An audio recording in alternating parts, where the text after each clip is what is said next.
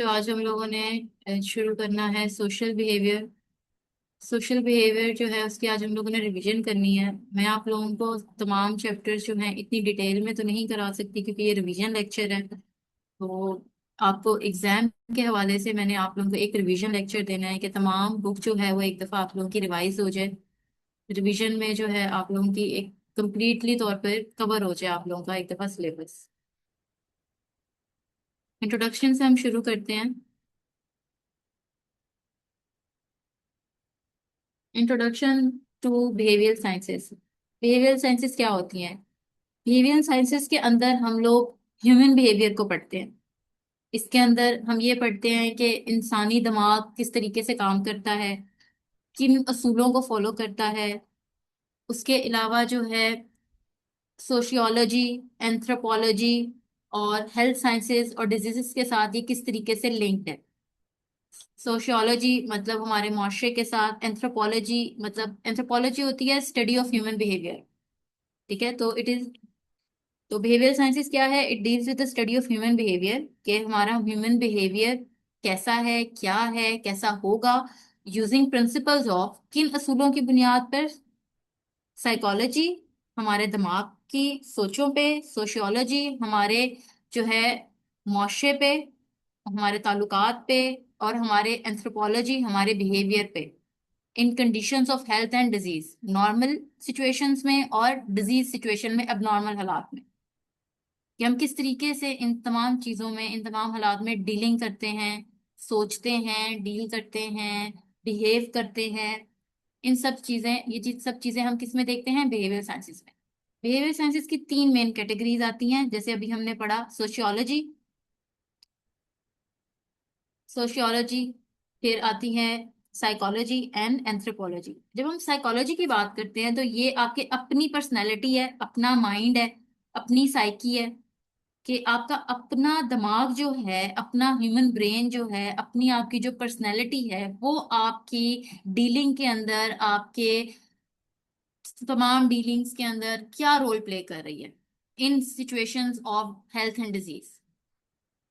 Sociology की बात करते हैं तो मुआशरे के क्या असरात हैं आपके ऊपर, आपकी सोसाइटी किस तरीके से आपके ऊपर इन्फ्लुएंस रखती है, आपकी फैमिली का इन्फ्लुएंस क्या है, आपके जेंडर का इन्फ्लुएंस क्या है, क्या मेल और फीमेल का कोई डिफरेंस है आपके डिसीजन मेकिंग के ऊपर, आपके सोशियो इकोनॉमिक स्टेटस का कोई डिफरेंस आता है आपके डिसीजंस के ऊपर, या आपके मुआशरे के असूलों का, आपके मुआशरे के कोई असरात हैं, मुआशरती, समाजी कोई असरात हैं आपके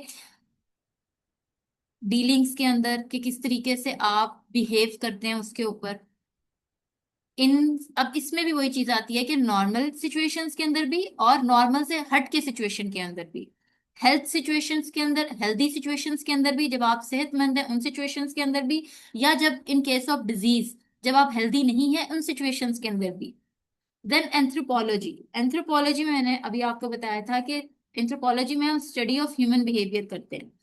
तो it is the study of effects of evolutionary history, geographic distribution, cultural background and racial classification in matters of health and disease। अब इसमें ना हमारी आ जाती है बैकग्राउंड, कि हम कैसे सकाफत से बिलोंग करते हैं।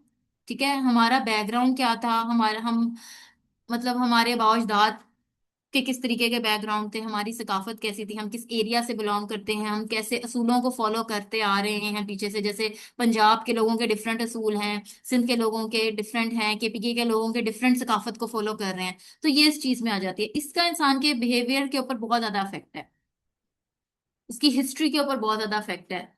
हर जगह के अपनी कुछ खसूसियात होती हैं, हर उनको जुग्राफियाई खसूसियात कहते हैं, उनके कल्चर डिफरेंट होते हैं, कुछ जो है हर रेस की, हर नस्ल की कुछ खसूसियात होती हैं। तो उनका इंसान की जो है बिहेवियर के ऊपर क्या इफेक्ट होता है, ये भी बिहेवियर साइंसेस के अंदर हम पढ़ते हैं। इंपॉर्टेंस ऑफ बिहेवियर साइंसेस के अंदर हम ये देखते हैं कि किस तरीके से बिहेवियर साइंसेस को हम पढ़ के, हाँ, एक फिजिशियन जो है वो इसको पढ़ के किस तरीके से मेडिसिन को पेशेंट के साथ रिलेट कर सकता है कि वो बेहतर तरीके से पेशेंट का इलाज कर सके। एक पेशेंट उसके पास आया है, उसकी साइकोलॉजी, उसकी सोशियोलॉजी, उसकी एंथ्रोपोलॉजी को रिलेट करके वो कैसे उसका इलाज करेगा कि उसको ऑप्टिमम थेराप्यूटिक इफेक्ट आए। फिर सोशल बिहेवियर की बात करें तो सोशल बिहेवियर जो है, social behaviour is a behaviour towards society और taking place between members of the same species. Social behaviour हमारा ऐसा बिहेवियर होता है जो हमारा सोसाइटी की तरफ या दूसरे लोगों के साथ बिहेवियर है, हमारा मुआशरे के साथ बर्ताव। सोशल बिहेवियर क्या होता है कि हमारा मुआशरे के साथ क्या बर्ताव है। अब कुछ असूल हैं जिनको हम फॉलो करते हैं, तो उन असूलों को, कुछ प्रिंसिपल्स हैं सोशल बिहेवियर के। तो हर social behaviour is goal goal oriented. हर इंसान का एक स्पेसिफिक गोल है कि उसने किस तरीके से जो है लोगों के साथ डील करना है। अब हर इंसान को आप देखो कि वो उसकी डीलिंग जो है लोगों के साथ डिफरेंट होती है। कुछ जो हैं वो बहुत पोलाइट होते हैं, कुछ लोग जो हैं वो डिफरेंट तरीके से अपने जो है बिहेवियर को डिफेंड करते हैं। कुछ लोग जो हैं थोड़े सख्त मिजाज होते हैं, कुछ लोग जो हैं शॉर्ट टेम्पर्ड होते हैं। तो हर सोशल बिहेवियर जो है वो गोल ओरिएंटेड होता है कि आपने अपना कौन सा जो है बिहेवियर शो करना है, कौन सा अपना बिहेवियर शो करके आपने एक बताना होता है, अपना एक मकसद बताना होता है, अपनी एक रिस्पॉन्स देना होता है। ठीक है। तो ये जो भी सोशल बिहेवियर होता है ये डिफरेंट लेवल के ऊपर हम लोग एग्जिबिट कर रहे होते हैं, रिस्पॉन्स दे रहे होते हैं। डे टू डे भी होता है और एक लॉन्ग टर्म भी होता है। जैसे एक बंदा है, वैसे वो बहुत पोलाइट है, लेकिन एक दिन वो गुस्से में है, तो डे टू डे उसका बिहेवियर डिफरेंट है, लेकिन लॉन्ग टर्म बिहेवियर उसका, जो जो उसका लॉन्ग टर्म बिहेवियर था वो डिफरेंट है। तो जो गोल्स होते हैं या जो सोशल बिहेवियर होता है वो लॉन्ग टर्म और डे टू डे में डिफरेंस आ सकता है। अब ये डिफरेंस जो है वो सिचुएशन पे भी इन्फ्लुएंस रखता है, और डिफरेंट नंबर्स ऑफ वेज में ये जो है इन्फ्लुएंस हो जाता है, इफेक्ट हो जाता है। उसके अलावा ये जो सोशल बिहेवियर है ये डिफरेंट तरीके से इंटरेक्शंस पे भी बेस्ड होता है, डिफरेंट लोगों के साथ इंटरेक्शन पे बेस होता है, डिफरेंट सिचुएशंस के साथ जो है इंटरेक्शंस पे बेस होता है। अब एक इंसान एक ऑल द टाइम जो है अच्छे सिचुएशन के अंदर नहीं होता, तो वो एक ही जैसा आपके साथ बिहेव नहीं कर सकता। Social behaviour represent continual interaction between a person and the situation. अगर सिचुएशन अच्छी है तो उसका रिएक्शन डिफरेंट है, अगर सिचुएशन उसके लिए वर्स हो जाती है तो उसका रिएक्शन डिफरेंट हो जाएगा। That is why day to day interactions different होते हैं और लॉन्ग टर्म इंटरेक्शंस डिफरेंट होते हैं।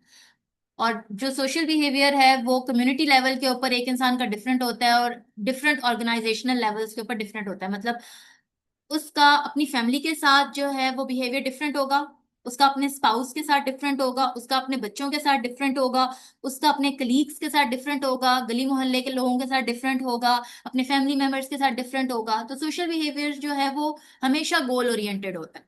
ठीक है। आप किसी मकसद के साथ ही अगले से बात कर रहे हो ना। मकसद क्या है? अपना पैगाम पहुंचाना, अपनी बात को कन्वे करना। देन आते हैं, अब ये भी आपका एक क्वेश्चन बन सकता है और ये भी आपका एक क्वेश्चन बन सकता है। नेक्स्ट डेवलपमेंटल स्टेजेस, ये भी आपका एक क्वेश्चन बन सकता है कि इंसान जब पैदा होता है तो फिर पैदाइश के बाद डिफरेंट स्टेजेस आती हैं, जब तक वो जो है उसकी डेथ नहीं हो जाती तो उसकी डेवलपमेंट की डिफरेंट स्टेजेस होती हैं। सबसे पहली स्टेज इन्फेंसी की। इन्फेंट जब होता है 8 महीने, पैदा होकर 8 महीने तक का जो जो है एज का जो पीरियड है वो इन्फेंट होता है। उसमें क्या चीजें वो सीख रहा होता है, उसको मदर लव मिल रहा होता है, उसकी डेवलपमेंट ऑफ ट्रस्ट आ रहा होता है उसके अंदर, और वो हर चीज जो है उसके अंदर जो पहली चीज सीख रहा होता है वो हर चीज अपने माउथ के अंदर, हाथ मुंह के अंदर डाल रहा होता है। हर चीज उसको ये होता है कि वो अपने मुंह के अंदर चीजें डाल के उसने चेक करनी होती है। Check things by putting in mouth. ये डेवलपमेंट स्टेज है इस स्टेज के ऊपर। देन 8 महीने से लेकर 3 साल का जो बच्चा है उसकी स्टेज कहलाती है अर्ली चाइल्डहुड। वो डिफरेंट चीजें सीखता है, हर बच्चा अपनी कैटेगरी के हिसाब से डिफरेंट चीजें सीखता है। हर ये नहीं कह सकते कि हर 3 साल का बच्चा ये चीज सीख जाएगा।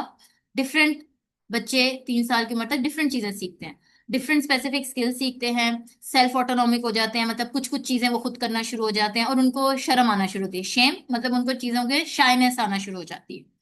फिर 3 से 5 साल का बच्चा प्ले एज होती है, उसको खेलना कूदना, थोड़े बहुत काम वो खुद कर लेता है, छोटा बच्चा इधर से उधर मतलब पानी खुद पी लेगा, खेल कूद कूद लेगा, अपनी चीजें खिलौने वगैरह खुद जो है वो फैला लेता है, गंद वगैरह डाल लेते हैं, छोटे मोटे काम। डिपेंड करता है आपने उसके ऊपर कितना वर्क किया है। और purpose, purpose in a sense कि उसकी बातें, मैंने बड़े होके ये बनना है तो मैंने ये करना है, तो मैंने बाबा जैसा बनना है, मैंने मामा जैसा बनना है, तो इस तरह की पर्पस एक एक आपको एक मोटिव बताना शुरू कर देता है वोकली तौर पर बच्चा। Then school age, school age जो है वो 16 ईयर्स टू 12 ईयर्स की जो है ये स्कूल एज होती है। इसके अंदर जो है उसके अंदर कॉम्पिटेंसी आती है, उसके अंदर लर्निंग एबिलिटी इंक्रीज होती है, उसके अंदर लर्निंग स्किल्स आती हैं। ये जो एज है इसके अंदर उसके अंदर सुपीरियोरिटी इंफीरियोरिटी कॉम्प्लेक्स आता है कि क्या मैं ये कर सकता हूँ या मैं ये नहीं कर सकता। इसके अंदर इस टाइम में उसके अंदर करेक्टर बिल्डिंग होती है। देन एडल्सेंस, एडल्ट फेज, 12 से 18 साल का ये एडल्ट फेज आता है। इसमें वो ढूंढता है कि भाई मैं कौन हूँ, मैंने क्या करना है, मेरे लाइफ का मोटिव क्या है, और मैंने किस किस फील्ड में किस लाइन की तरफ अपने आप को फोकस करना है, और मैंने बड़े होके क्या करना है, मैंने अपनी फील्ड कौन सी चूज करनी है, मेरा फ्यूचर किस तरफ है। देन यंग एडल्टहुड, इस टाइम तक जो है बच्चे अपना फील्ड चूज कर चुके होते हैं, अपना फ्यूचर चूज कर चुके होते हैं। उनको जो है affiliation, love, marriage, job, management skills, relations, isolation, rage, grudge, leg pulling, इस तरह की जो है इमोशंस की समझ आ चुकी होती है। देन मिडल एडल्टहुड, 35 से 55 65 की जो एज है, इसमें पर्सनैलिटी एक स्टेबल पर्सनैलिटी हो चुकी होती है एक बंदे की, अब पर्सनैलिटी नहीं बदल सकती। फैमिली ओरिएंटेड बंदा हो चुका होता है और एक मीनिंगफुल एक स्टेबल लाइफ जो है वो गुजार रहा होता है। एंड देन लेट एडल्टहुड, मतलब कि 65 से ऊपर का बंदा टिल डेथ जो है उसके अंदर विजडम आ चुकी होती है, कुछ चीजों का रिग्रेट होता है उसके अंदर जो उसने नहीं की या जिससे उसको नाकामी मिली। एंड देन इंटेग्रिटी, कुछ चीजें जिन लाइफ में उसको जो मीनिंग मतलब जो उसने चीजें सीखी लाइफ से, वो फिर हमें मतलब अपने छोटों को नसीहत करता है उसके बारे में। तो ये कुछ डेवलपमेंटल स्टेजेस हैं पैदाइश से लेकर मौत तक। ये बच्चों आप लोगों को पेपर में भी क्वेश्चन आ सकता है। आगे हमारे hereditary culture and environmental influences on behaviour, hereditary जो हमें मोरूसी खसूसियात अपने कल्चर से मिली हुई हैं, ठीक है। तो social influences occurs when someone emotion, opinions and behaviours are affected by others.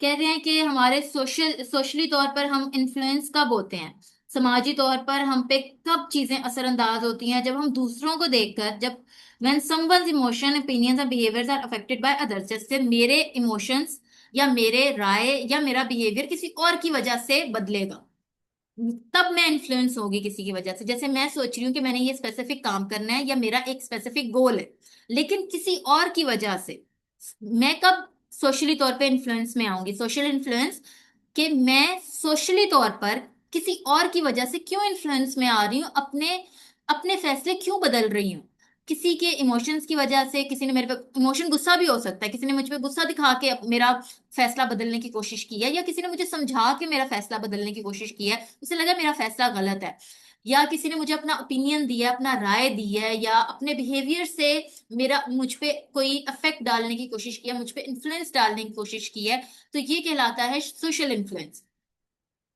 अब हेरिडिटरी कल्चर, हमारा एक मरूसी खसूसियात, वो खसूसियात जो वालिदैन से बच्चों में मुंतकिल होती हैं, वो किस तरीके से हमारे बिहेवियर को बदल देती हैं। अब हमें पता है कि हमारा कल्चर जो है वो नस्ल दर नस्ल मुंतकिल हो रहा है, बच्चों बच्चों में आ रहा है, फिर बच्चों से उनके बच्चों में, फिर बच्चों से उनके बच्चों में। तो ये कल्चर वाइज चीजें आगे से आगे जाई जा रही हैं, तो इसमें कुछ अच्छी चीजें भी आगे जा रही हैं और कुछ बुरी चीजें भी जा रही हैं, ठीक है। अब कुछ अच्छी चीजें जो जा रही है, चलो वो तो जानी ही चाहिए, आगे मुंतकिल होनी चाहिए, लेकिन जो बुरी चीजें जा रही हैं उनमें कुछ पाबंदियां, कुछ बुरी चीजें जो मुआशी तौर पर या मुआशरती तौर पर आगे नहीं जानी चाहिए, वो भी हम लोग मुंतकिल कर रहे हैं। तो उसमें ये होता है कि आपकी सोच, अगली नस्ल की सोच ही नहीं बदलने देते। अगली नस्ल की सोच को ये कह के बंद कर दिया जाता है, या ये कह के इन्फ्लुएंस में डाल दिया जाता है कि हमारा जो कल्चर है वो तो इस चीज की इजाजत ही नहीं देता। तो ह्यूमन बिहेवियर जो है या ह्यूमन ब्रेन जो है वो इतना कॉम्प्लेक्स है कि उस वो आप नित्य नए तरीके निकालने की सलाहियत रखता है। एक अगर जो है सीधा रास्ता हमें दिखाया गया है कि इस सीधे सिराते मुस्तकीम पे जाना है, सीधे रास्ते पे जाना है, और सीधे रास्ते पे जाकर आपने अपनी मंजिल पे पहुंच जाना है। अल्लाह मियाँ ने हमारा दिमाग ऐसा बनाया है कि उस रास्ते तक, उस मंजिल तक पहुंचने के लिए हम सैकड़ों रास्ते बना सकते हैं। लेकिन हमारा हेरिडिटरी कल्चर इस तरीके का है कि हम अगर उस रास्ते तक पहुंचने के लिए जरा एक हटके रास्ता चूज कर लें, उस मंजिल तक पहुंचने के लिए अगर जरा हटके रास्ता चूज कर ले, तो हमारा ही कल्चर वाइज हमें बुरा समझा जाता है। तो एक्सेप्टेंस नहीं आती। जैसे कि यहाँ पे एक एग्जांपल दिया है कि हमारे कल्चर वाले कहते हैं कि बच्चा जो है ये 25 से ऊपर और 30 साल का जो है फीमेल, मतलब 25 तक की जो फीमेल हो उसकी तो शादी हो जानी चाहिए, वो तो बूढ़ी हो गई है। और 30 की हो गई, वो तो इतनी बूढ़ी हो गई कि अब तो उसकी शादी हो ही नहीं सकती। तो ये क्या है? ये हमारा सोशल कल्चर है। मतलब अल्लाह मियां ने तो नहीं कहा कि भाई 30 के ऊपर की लड़की की शादी नहीं कर सकते। ठीक है, ये कहाँ कहाँ से हमारे दिमाग में बातें आई हैं? ये हमारे सोशली तौर पे हमारे दिमाग में बातें बातें डाली गई हैं। ठीक है, और इसी के अलावा इकोनॉमिक स्टेबिलिटी की अगर हम बात करें कि ये भी हमारे दिमाग में जो है, आप स्टेबल होंगे तो आपने शादी करनी है, या आप स्टेबल होंगे तो आप ये कर सकते हैं, या आपने फलानी एज तक स्टेबल होना जरूरी है वरना तो खुदा ना खास्ता जुर्म हो जाएगा। तो ये हमारे इकोनॉमिक बर्डन्स है हमारे ऊपर, सॉरी सोशल बर्डन्स है हमारे ऊपर, जो हमारे कल्चर ने हम पे डाले हुए हैं। तो ये भी गलत है। तो ये जो ये how hereditary culture changes the human behaviour, ये सारा मैंने आपको इसी तरीके से ही एक्सप्लेन कर दिया, जो मैंने आपको भी एक्सप्लेन किया है, ये इसी में एक्सप्लेन कर दिया कि जेनेटिक्स जो हैं ये आपके सोशल बिहेवियर के, आपकी जीन्स के अंदर ये चीजें आई हैं। और आपको अपने जो है बच्चों के ऊपर ये चीजें नहीं डालनी चाहिए। अपनी अपने जो आपको कल्चर से चीजें मिली हैं वो उनको नहीं करनी चाहिए, आपको उनको फ्रीली ग्रो अप होने देना चाहिए। और ऐसा बच्चा जो कि एक फ्री एनवायरनमेंट में ग्रो अप करता है, उसके पेरेंट्स उससे मोटिवेट करते हैं, इनकरेज करते हैं, वो जो है बहुत सी ऐसी नई चीजें अडॉप्ट करता है जो कि उसकी ग्रोथ को, उसको अच्छा ग्रो करने में, उसको अच्छा डेवलप होने में मदद करती हैं। और ऐसा बच्चा जो कि जस्ट इस इन्फ्लुएंस में रहता है कि मेरे पेरेंट्स ने ये किया, मेरे बड़ों ने ये किया, मैंने ऐसे इससे हट के कुछ नहीं करना, तो वो सोसाइटी के अंदर ना कोई नई चीज लेके आ सकता है और कोई मेजर डिफरेंस नहीं रखता। जैसे एक नॉर्मल, एक एवरेज, बिलो एवरेज बंदा हर सोसाइटी के अंदर मौजूद है, वैसा ही वो बंदा है।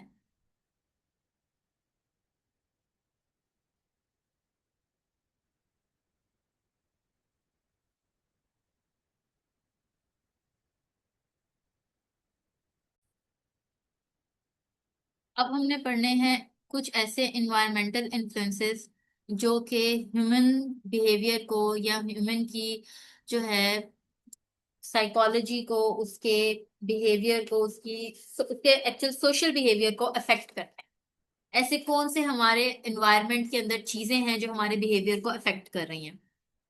सबसे पहले हमारा physical environment. Physical environment is used, these environmental factors that can be seen and visualized। अगर आप जो है किसी एक सेफ प्लेस के ऊपर हैं, तो आप जो है, आपका जो इन्फ्लुएंस है वो अच्छा होगा। अगर आप किसी सेफ प्लेस के ऊपर नहीं हैं, तो आपका इन्फ्लुएंस जो है वो भी एक तो थ्रेटेंड हो। Mail nutrition. मेल न्यूट्रिशन, आपको अगर ठीक से खाना नहीं मिल रहा तो आप रूड होंगे, आप चिड़चिड़े होंगे, और आप जहनी तौर पर खिंचाव भी होगा आपको। आप ठीक से सोच भी नहीं सकते क्योंकि आपके दिमाग को आप इतनी गजा, इतनी न्यूट्रिएंट्स मिल ही नहीं रही कि आप जो है ठीक से चीजें प्रोसेस कर सको। नॉइस, अगर आपके इर्द गिर्द एनवायरनमेंट के अंदर शोर है, तब वो भी आपको एंजाइटी और गुस्सा दिलाएगा और आपके अंदर चिड़चिड़ापन आएगा। ड्रग्स, अगर आपका इन्फ्लुएंस जो है वो ड्रग्स या नारकोटिक्स से रिलेटेड है, तो या तो ये आपको अगर टेम्परेरी तौर पे है तब भी, और अगर परमानेंटली तौर पे है तब भी, ये भी आपके सोशल लाइफ के ऊपर या सोशल बिहेवियर के ऊपर इसका बहुत बुरा इम्पैक्ट है। Then TV. टीवी जो है उसका बुरा इम्पैक्ट भी है, नेगेटिव इम्पैक्ट भी है और पॉजिटिव इम्पैक्ट भी है। अब टीवी के ऊपर हमारे पास, हम तक जो इन्फॉर्मेशन पहुंचती है वो सारी जो है वो करेक्ट नहीं होती। अब जैसे न्यूज चैनल लगा लें, दो न्यूज चैनल, एक न्यूज चैनल, दोनों न्यूज चैनल पे एक ही न्यूज आ रही है। एक न्यूज चैनल उसको पॉजिटिव वे में एक्सप्लेन कर रहा है, एक न्यूज चैनल उसको नेगेटिव वे में एक्सप्लेन कर रहा है। अब डिपेंड कर रहा है कौन सा बंदा कौन सा न्यूज चैनल देख रहा है। ठीक है, अगर उसको पॉलिटिक्स वे में भी देखें तो एक एक को प्रेफर कर रहा है, दूसरा दूसरे को प्रेफर कर रहा है। तो TV, television, commercial, dramas, movies, ये हमारी कम्युनिटी, हमारे लोगों का बिहेवियर, इनके ऊपर हम उनकी बेसिक थॉट्स, उनके व्यूज, उनको अफेक्ट करती है, पॉजिटिव वे में भी और नेगेटिव वे में भी।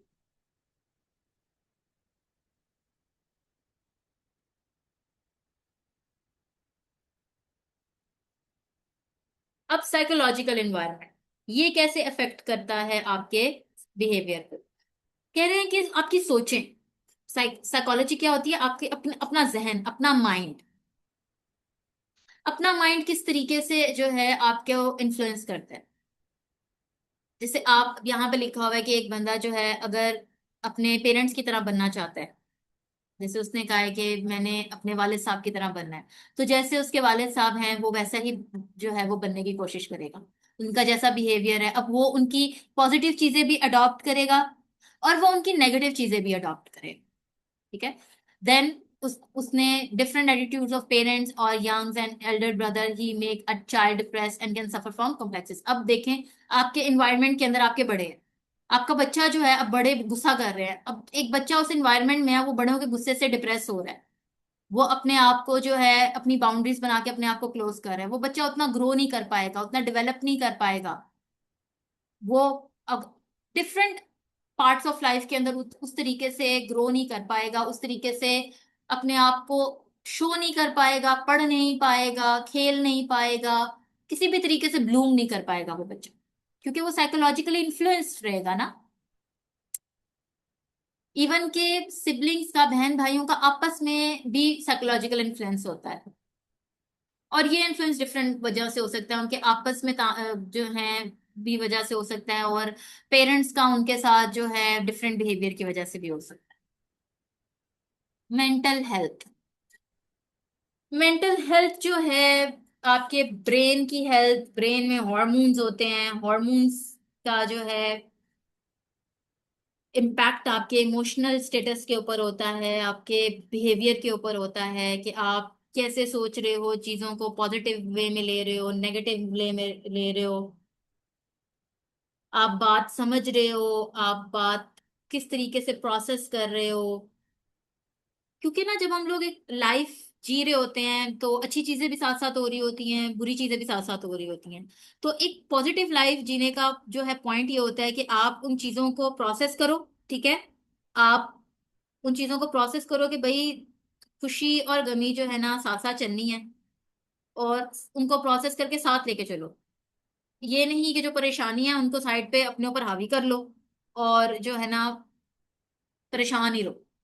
Mental health is a state of well being, कि आप कितने सेहतमंद हो, आप अपने आप ने अपने आप को किस तरीके से रखा हुआ है। एक इंडिविजुअल पर्सन की ये एबिलिटी कि वो डेली लाइफ का स्ट्रेस किस तरीके से सरवाइव करता है, वो किस तरीके से देखता है कि भाई ये सारी परेशानियां एक तरफ, सारी प्रोडक्टिविटी एक तरफ, खुशी गम साथ लेके चलना है मैंने, और मैंने अपना फ्यूचर, अपना प्रेजेंट, अपना पास्ट, हर चीज को बैलेंस लेके चलना है ताकि मेरा जो गोल है मैं उसको अचीव कर सकूं, और जो अपना कंट्रीब्यूशन है कम्युनिटी में वो भी दे सकूं। बस मैंने अपने आप को तो नहीं ना देखना, इतनी सेल्फिश लाइफ तो नहीं ना देखनी। अब उसका अपनी फैमिली की तरफ भी कोई ना कोई इम्पैक्ट है, कोई ना कोई उसने उधर भी रोल प्ले करना है, उसके अलावा उसका अपनी फैमिली के साथ साथ उसने कोई कम्युनिटी का भी उसने रोल प्ले करना है, तो उसने हर चीज देखनी। It is definitely not easy to avoid feeling stress, pressure can build up in many areas of life। वही बात के स्ट्रेस होता है, आपको प्रेशर भी फील होता है, सोशली भी होता है, घर में भी होगा आपको, सोशल लाइफ में भी होगा आपको, जॉब में भी होगा आपको, इवन घर में भी होता है आपको, अपने दोस्तों के दरमियान में, अपने फैमिली मेंबर्स के दरमियान में, अपने सिबलिंग्स के दरमियान में भी एक फील होता है। लेकिन इन चीजों के दरमियान में फील होना, प्रेशर नॉर्मल है। इसके बारे में सैड हो जाना, होपलेस हो जाना और अपने आप को वर्थलेस फील करना जो है, ये नॉर्मल नहीं है, ये फिर एक प्रॉब्लम है, ये मेंटल हेल्थ प्रॉब्लम है फिर। और ये जो प्रॉब्लम है ना, इसको mental health can occur, mental illness can occur when the brain is not working well.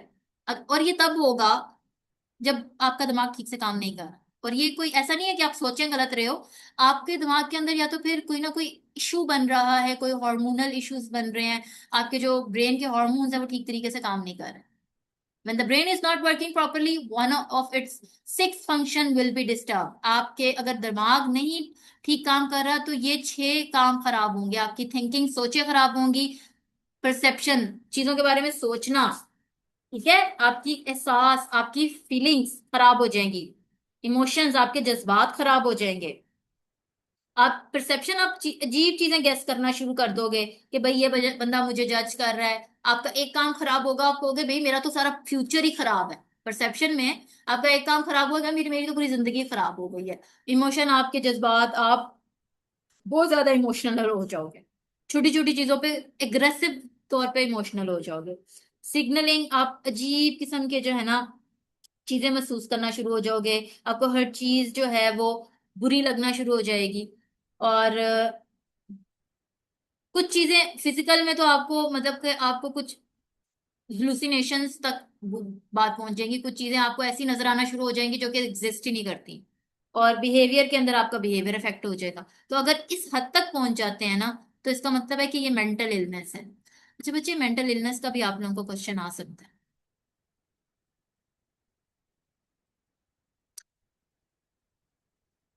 Then हम लोग देखते हैं अप्लाइड साइकोलॉजी। अप्लाइड साइकोलॉजी के अंदर हम लोग साइकोलॉजी के जो प्रिंसिपल्स हैं और जो थ्योरीज हैं, उनको हम लोग यूज करते हैं रियल लाइफ सिचुएशंस के जो प्रॉब्लम्स हैं उनको ओवरकम करने के लिए, ठीक है। जितने भी प्रॉब्लम्स आते हैं ह्यूमंस को, जितने उन्होंने सोसाइटी के या अपनी लाइफ के जितने भी प्रेशर्स हैं, जितने भी इन्फ्लुएंसेस हैं, जितने भी इफेक्ट्स हैं, उनको ओवरकम करना है, तो उसके लिए हम लोग साइकोलॉजी के प्रिंसिपल्स को यूज करते हैं और उनको हेल्प करते हैं। तो इसके लिए एक साइकोथेरेपी होती है, इसमें ये एक ट्रीटमेंट है मेंटल हेल्थ प्रॉब्लम का। इसमें इसको एक्चुअली में टॉक थेरेपी भी कहते हैं। इसमें क्या होता है कि आपका जो साइकोलॉजिस्ट होता है, क्लिनिकल साइकोलॉजिस्ट, वो आपके साथ बातें करता है। वो आपके साथ सबसे पहले आपको आपके साथ बातें करके आपके साथ टाइम स्पेंड करेगा, आपके आपको डायग्नोस करेगा कि आपको किस आपका जो प्रॉब्लम है, आपका मेंटल हेल्थ प्रॉब्लम जो है वो किस लेवल का है। मेंटल हेल्थ प्रॉब्लम, आपका इमोशनल प्रॉब्लम है, किस लेवल का प्रॉब्लम है, ये साइकोथेरेपी हो रही है, ठीक है। अब ये जो साइकोथेरेपी होती है ये इंडिविजुअल लेवल के ऊपर भी होती है, ये ग्रुप लेवल, ग्रुप में भी बैठ के जो है साइकोथेरेपी होती है, और फिर ये कपल थेरेपी भी इसी जिम्रे में आती है, और उसके अलावा फैमिली थेरेपीज भी होती हैं। तो इसमें एक्चुअल में होता क्या है कि कोई भी इशू है, आपका जो साइकोथेरेपिस्ट होता है या आपका जो थेरेपिस्ट होता है वो आपके साथ डिस्कस करता है, आपके साथ सेशंस रखता है। वो आपको ये नहीं कहेगा कि ये मसला है इसको ऐसे सॉल्व कर लो, वो आपके साथ डिस्कस करेगा। आपके साथ डिस्कस करके आपको आपको ही उस पहले प्रॉब्लम को रियलाइज कराएगा, क्योंकि समटाइम ये जो मेंटल इलनेस वाले लोग होते हैं ना, जिनको मेंटल डिसऑर्डर्स होते हैं, वो इस चीज को ही क्रैक नहीं कर पाते कि उनके साथ कोई इशू है। वो इस चीज तक ही नहीं पहुंच पाते कि भाई उनके साथ कोई मसला है। तो सबसे पहले जो साइकोथेरेपी का एम होता है, साइकोथेरेपी का एम होता है कि increase the individual sense of his और हर ओन वेलबींग, कि सबसे पहले उसको ये एहसास दिलाना कि भाई कोई इश्यू एग्जिस्ट कर रहा है। जब तक मसला पता नहीं चलेगा तब तक मसले का हल नहीं निकलता। Usually it is provided by a mental health professional such as a clinical psychologist. अब उसमें वो क्या करेगा, वो आपके साथ सिटिंग करेगा, आपके साथ डिस्कस करेगा, आपके इमोशंस, आपके आइडियाज, आपकी कॉन्ट्रीब्यूशंस, आपके हेल्प करके आपकी इलनेस को, आपकी मेंटल हेल्थ को डायग्नोस करवाएगा। कोई भी चीज डिस्कस कर सकते हैं, लाइक कोई भी प्रॉब्लम, कोई चाइल्डहुड ट्रॉमा था, कोई भी लाइफ प्रॉब्लम है, कोई डेथ इन फैमिली, कोई लॉस ऑफ जॉब, डाइवोर्स, कोई प्रॉब्लम है, कोई आपको फील हो रहा है कि मेरा कोई कंट्रोल नहीं है किसी चीज के ऊपर, कोई लाइफ में प्लेजर नहीं है, कोई भी चीज आप कर रहे हो, कोई चीज अचीव कर रहे हो, खुशी नहीं हो रही, कोई चीज काम कर रहे हो, चीजें सॉल्व नहीं हो रही, कुछ भी है, साइकोथेरेपी आपको उस प्रॉब्लम के रूट तक लेके जाती है कि आपको प्रॉब्लम हो क्यों रही है, ठीक है। प्रॉब्लम के रूट तक जाओगे, वो आपको मसले का हल फिर भी नहीं देंगे, आपका दिमाग खुद उस मसले के हल तक जाएगा। बस उन्होंने आपको उस वो जो है थेरेपी में बस उस हद तक लेके जाना है कि आपका दिमाग खुद उस पॉइंट पे जाएगा कि ये मसला है और इसका ये सोल्यूशन निकल सकता है। अब यहाँ पे उन्होंने बताया कि कितने तरीकों से साइकोथेरेपी हो सकती है। इंडिविजुअल लेवल में, जिसमें जिस सिर्फ पेशेंट और थेरेपिस्ट होता है। ग्रुप लेवल में डिफरेंट सेशंस में डिफरेंट लोग बैठे होते हैं जो अपने एक्सपीरियंसेस शेयर करते हैं। उन एक्सपीरियंसेस को रिलेट करके आप जो है अपना मसले का हल निकाल सकते हो। कपल थेरेपी में हस्बैंड वाइफ जो है वो अपना कोई भी अगर इशू है तो वो आपस में डिस्कस करके अपने मसले का हल निकालते हैं, कम्युनिकेट करते हैं, अपने उनका बिहेवियर जो है वो डिस्कस करते हैं। देन फैमिली थेरेपीज भी होती हैं। तो ये बच्चे, ये भी आप लोगों का क्वेश्चन एक साइकोथेरेपी का भी पास पेपर में आया हुआ है।